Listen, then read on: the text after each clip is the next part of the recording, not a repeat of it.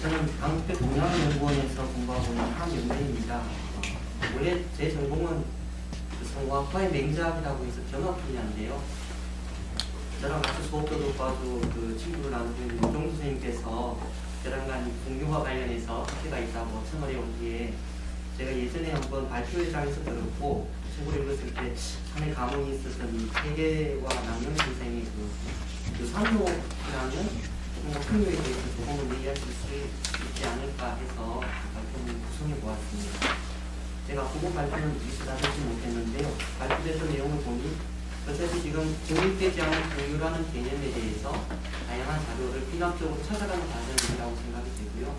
그런 점에서는 이 유산록에서 나타나는 이 산소풍요도 상당히 그러한 그 개념을 찾는 데 조금 기여할 수 있을 것 같다 그런 생각을 하게 됩니다. 그리고 이렇게 삽시되어 있는 우리 대정현 선생님의 논평이 너무 유려해가지고요. 제가 그만큼 담아내지 못했는데 아주 뛰어난 논평을 해주셨는데 그런 걸 좀 고려하면서 제발 평을 길지 않습니다. 그래서 인용내용 크게 읽지 않으면 나중에 충분히 발표가 가능할 것 같습니다. 급하게 말씀드리다 보니 좀 못하다가 장난이 있는데 읽으면서 말씀하겠습니다. 풍류라고 하면 대체로 그 속된 일을 떠나 운치 있고 멋스럽게 노는 일 또는 기품 있고 우아한 것이며 새 속에서 떠나 운치 있는 곳에서 모이는 것입니다. 그것은 일상의 도표를 벗어나는 것이며 어디에도 얽매이지 않은 방이라는 것 보이게 되기도 합니다. 그 동아시아 미학의 근원으로 풍류 개념을 연구한 것에 의하면 바람이 흐른다 는 가장 기본적인 그 자의에서부터 통합, 문화의 의미로 갖게 되었으며 중국에서는 것이고요.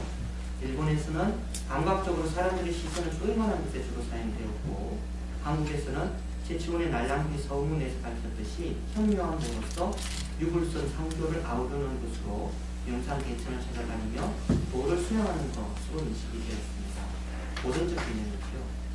이외에도 아치가 있고 고상한 것이나 고전문학의 이념 내지 철학성으로 인식되기도 했고 또 자연물에 대한 완상을 풍류로 보게 되어 있습니다. 또 최근에는 풍류라고 하는 것은 민족문화 대륙사전에 있는 개념인데요. 큰 흐름 속에서 우리 것으로 소화해서 우리스러워지는 것 이게 풍류가 되겠느냐 이렇게 또 정의를 하고 있더라고요. 이 글에서는 이러한 풍류의 다양한 내용 가운데에서 유산록의 기술에 의한 산수 풍류의 목과 의미를 찾아보려고 합니다. 유산록이라고 하면 산을 유람하고 그 일을 기록하는 유기의 하나입니다. 대개 직접 경험을 그 1차 대상으로 하지만 때로는 자기가 꼭 안 봤더라도 말이에요. 눈앞에 보이는 경우는 묘사, 누군가의 유랑기를 보고 그리거나 감상하는 것, 와유록이라고 하는 그 유기의 종류가 있는 그런 것들은 직접 안 가도 누군가의 유랑기를 보고 썼을 수 있다는 거죠. 그것도 그 범주에 넓게 포함을 시킵니다. 유기는 대체로 눈앞에 보이는 경관을 묘사하고 서정을 드러내며 의지를 설명하거나 이치를 설명하는 방식으로 썼을 겁니다. 시심을 통해 자연을 강조하거나 시정을 드러내며 의경을 찬송하는 전자의 비중이 강할 경우 그러한 작품은 대개 문학성이 강한 시인 유기가 되고 철학적이고 사변성이 강한 후자, 의경을 창조한다거나 또는 어떤 그 이치를 드러낸다 저는 후자의 비중이 높아지면 철인 유기가 됩니다. 이 글에서 다루는 대상은 세계 이황과 남양 도식의 유산록입니다. 소백산과 지리산을 유람한 기록이 그 중심 소재입니다. 세계 이황과 남양 도식은 문학보다는 성리학으로 여기는 높은 분들입니다. 그것을 반영하듯 다른 작품의 분들의 유산록에는 의지를 드러내거나 이치를 밝히는 것이 다른 유산록과 비교해서 상대적으로 많습니다. 그러나 이게 유산록이다 보니까 풍경을 묘사하거나 시심을 노래하는 장면 역시 적지는 않으며 이 부분은 곤란한 것이 꽤 있습니다. 남명은 자기 나이 58에 보름 동안에 그 일정 지리산을 유람하고 두루도 상당히 꽤 긴데요. 남겼습니다. 40명이 동행한 큰 여행이자 감사를 비롯해서 그 지역 일대에 집안반들이 다 수행하는 걸로 봐서 남명 선생의 남대에서 사는 건 결국 비난하거나 한적한 것이 아니다 이런 생각이 확실히 듭니다. 또 그때 당시가 또 정권하고도 아마 있었대가지고 충분히 가능할 것이라고 생각했습니다. 자신의 열 번째 지리산 유람록이게 됐습니다. 이 유람록 중에 지리산을 찾는 사람들에게 애정이 되었고 회계 이왕은 이 유람록에 대한 통지를 남기기도 했습니다. 고업을 입고 2년 뒤에 남겼거든요. 회계는 자기 나이 49에 나흘의 여정으로 소백산을 둘러보고 이 소백산록을 남겼습니다. 이건 조촐한 이제 자기 제자들하고 가까운 나흘밖에 안 된 짧은 것인데요.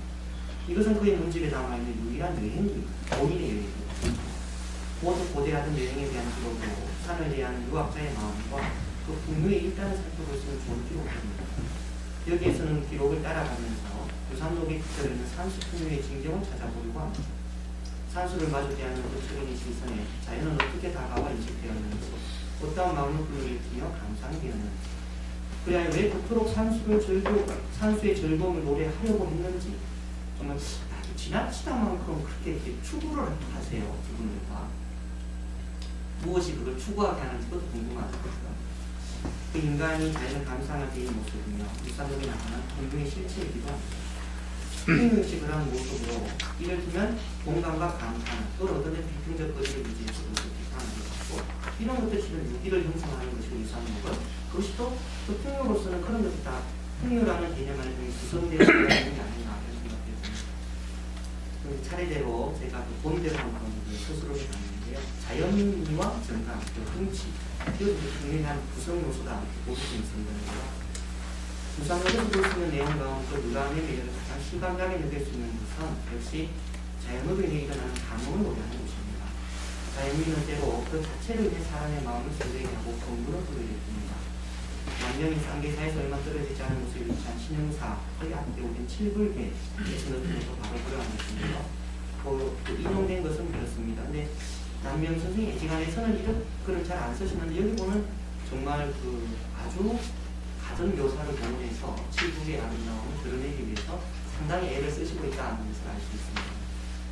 거기 인용되는 묘지라고 하는 것은 신선이 사는 곳으로 주나라의 모천자라 이곳에서 서원과 만나서 놀았다는 것이고 부당역은 양장한 산맥의 하나로 흐르는 물살이 계속 치고 험하고 유명한 곳입니다. 남명은 중국의 명상 대체가 등하며 칠불계의 자연을 구성하는 가운데 감탄을 나타났습니다. 천공의 뛰어난 솜씨다 이렇게 표창을 했는데요. 이건 아마 자신의 마음을 빼앗아버린 자연의 밭에 쓰나마 제거의 미침이 아닌가. 그리하여 남명이 내려오고 관객의 눈을 휘둥그레 뜨고 넋을 입고서 시를 읊조리고 또 한바탕 악기를 연주하고 노래도 불러봅니다. 하지만 그것은 압도할 만한 아름다움에 대한 흡족할 만한 수준이 아니었어요. 왜냐하면 자기 스스로 쓰기를 너무 풍경이 아름다우니까 자기가 이렇게 노래도 보고 춤도 추지만 그 소리라는 것이 기껏해야 큰 항아리 안에서 나란히 버리는 정도와 같아서 제대로 소리를 이루지 못하고 단지 시내에 사는 루피스의 놀림거리가 됐고 웅얼웅얼 하는 데서 그쳐버렸다는 거죠.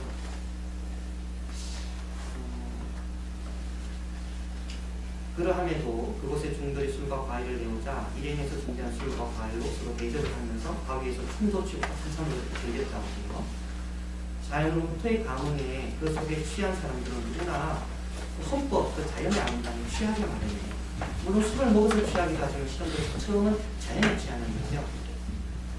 바위를 잡고 춤을 추며 즐거움을 나누는 광경은 어느만 유학자들에게서 쉽게 볼 수 없는 광경입니다.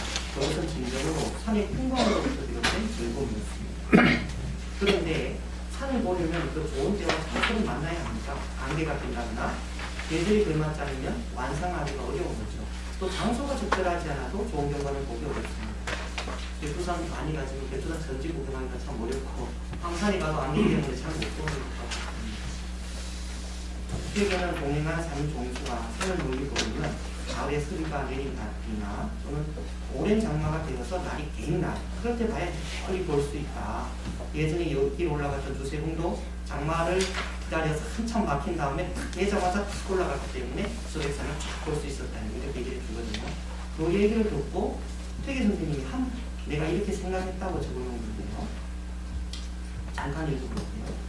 처음 막혀 답답하게 여긴 자는 끝내 상황을 얻게 되는 것이다. 나는 이곳 올 때 하루 동안도 말씀이 없었으니 그것은 말릴 상쾌함을 얻을 수 있습니다. 그러나 등산의 묘함은 굳이 시력을 다려 멀리 보는 데 있는 것은 아니다. 회계의 생각은 등산의 묘미가 굳이 자연 경관을 그 자체로 바라보는 데에만 있는 것이 아니라고 생각했습니다. 자연의 경관은 그 자체가 무엇이 아니라 자연을 의미하는 등산객의 마음에 달려있는 것입니다. 답답했던 것이 있는 사람에게 자연은 그 쾌함을 줍니다. 아니 그런 답답함이 있는 사람에게만이 자연에서 쾌함을 얻어낼 수 있습니다.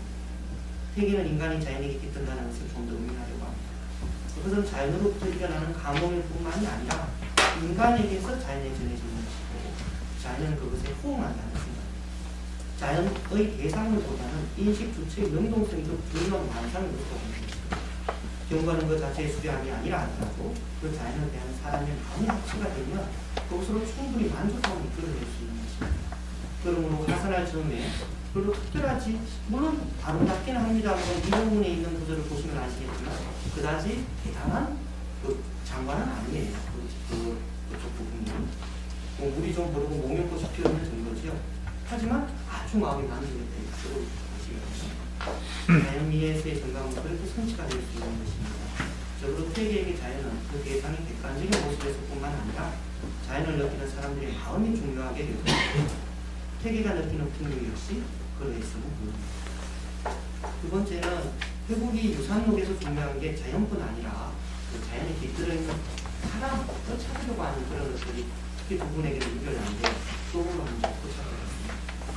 지리산에서 남녀가 과연 무엇을 보고서 했을까요?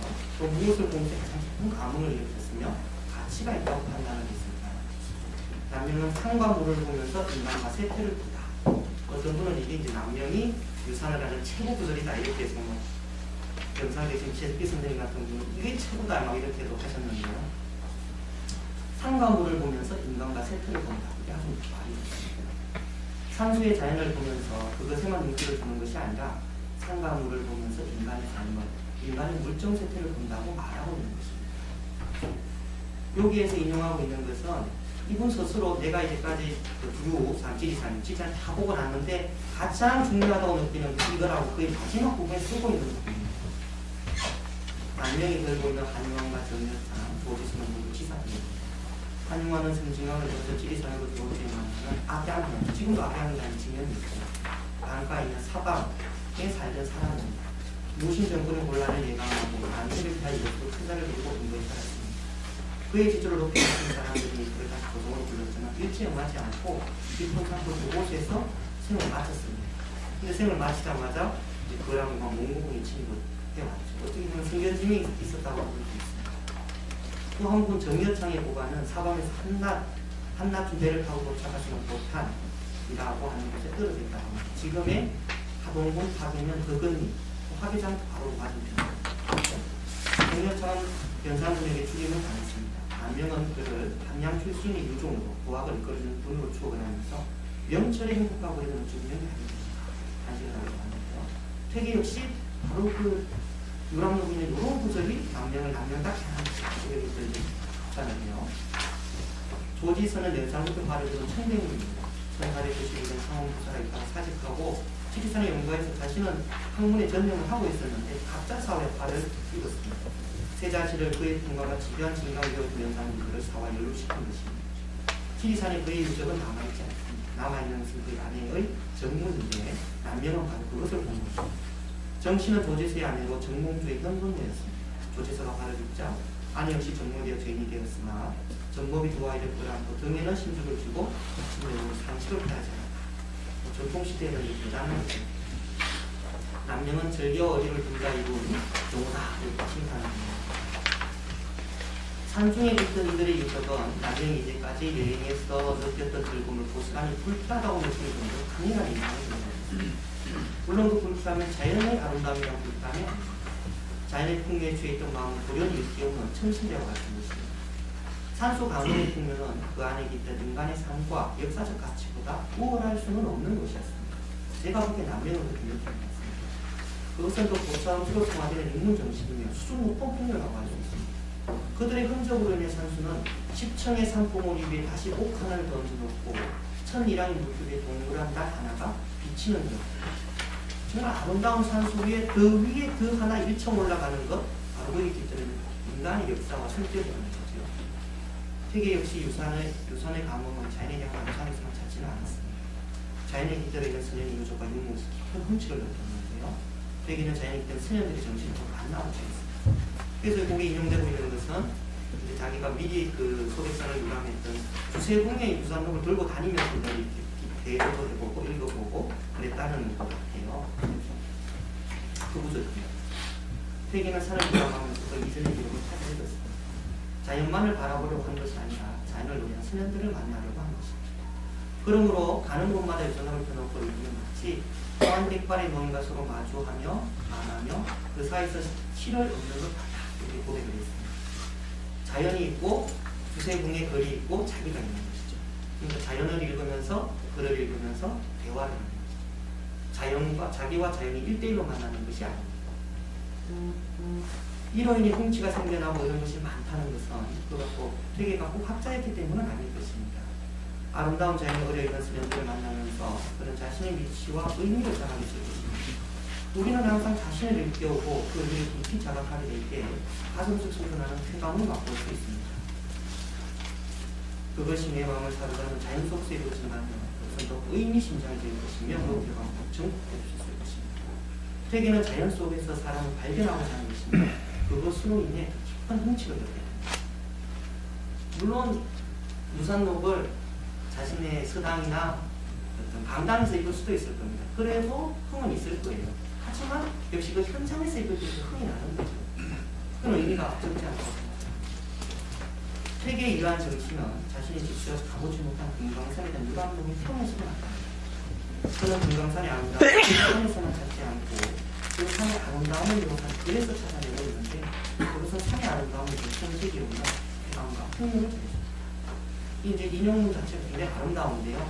금강산이라는 것이 굉장히 뛰어난 산인데 그것도 뛰어나다는 건 당연한 것도 좋지만 그 뛰어남을 잘 묘사한 공원길이라고 하는 이 유람록이 너무 정말 좋다. 그것에 대해서 하나하나 그 의미를 짚어가면서 쓰고 있는 겁니다.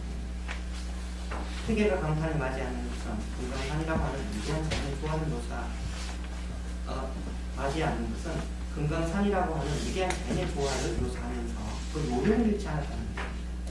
산에서는 산마루와 산맥을 분별하고 물에서는 물줄기의 시작과 끝을 구별하면서도 종횡으로 그것을 연결하여 전체상을 잘 보고내었다는 것입니다. 오묘하고 심오하지만 노장용에 빠지지 않고 회의하고 이 사람을 추구하면서도 불교의 나가는 일정한 우리를 그런 균형감을 높이 평가하는 것입니다. 그것은 홍원길의 유학록을 보고 그 서술의 요령을 높이 평가하는 것이지만 그 저희는 풍물의 묘사나 정치의 기록이 주는 아름다움보다 기록자의 평평한 정신세계를 그리고 유람록에서도 비중 있게 평가하는 것이 아닌가 생각합니다. 유람록에서는 그것이 더 의미 있고 중요합니다. 자연도 중요하지만 자연을 위한 인간의 정신 그리고 그것의 이런 것들이 결국 유람이라고 하는 것을 아름답게 합니다. 어쩌면 지나치게 승리학적 명분이 돌려있는 것이 아닌가 하는 우려를 가하는 정도입니다. 자연을 즐기면서도 그것이 함몰되지 않고 인간을 찾고 그 정신을 드러내려면 남면과 세계에 의한 정신은 우선 풍요의 한 측면을 비중 있게 구성하고 있는 것의 요소입니다. 그것은 자연의 그 즐거움 속에서도 자신을 자각하려는 의지를 놓지 않는 인문적